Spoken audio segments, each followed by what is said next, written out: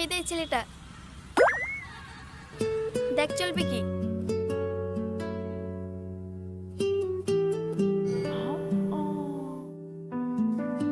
এই তুমি একটু ওঠো তো। কেন? আরে উঠতে বলছে, ওঠ না।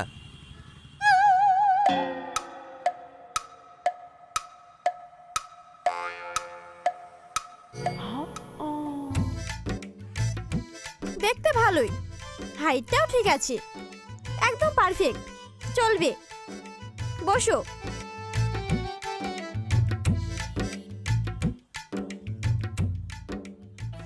আচ্ছা, তোমার গার্লফ্রেন্ড আছে? না, কেন? কি, গার্লফ্রেন্ড নেই? সত্যি তো? আরে এ কি বলে, কিছুই তো বুঝতে পারছি না। বেশি কথা না বলে যেটা জিজ্ঞাসা করছে সেটার উত্তর দাও। বললাম তো নেই, কোনো গার্লফ্রেন্ড নেই। ঠিক আছে, এবার থেকে তুমি আমার বয়ফ্রেন্ড আর আমি তোমার গার্লফ্রেন্ড। মানে? আরে চাপ নিও না, এই কাজের জন্য তোমাকে আমি প্রতিদিন টাকা দেব। টাকা? কেন? আরে খারাপ ভেবো না, এই কয়েকদিন তুমি আমার ভাড়াটিয়া বয়ফ্রেন্ড হয়ে থাকবে। কি?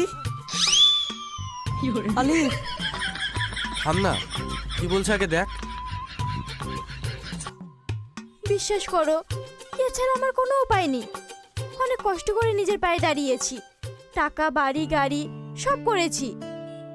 এখন বাড়ির লোক আমার বিয়ে দেওয়ার জন্য উঠে পড়ে লেগেছে, কিন্তু আমি এখন বিয়ে করতে চাই না।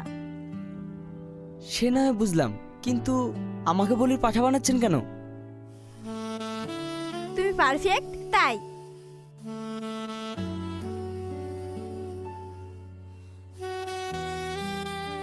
প্লিজ না করো না, 6 মাস।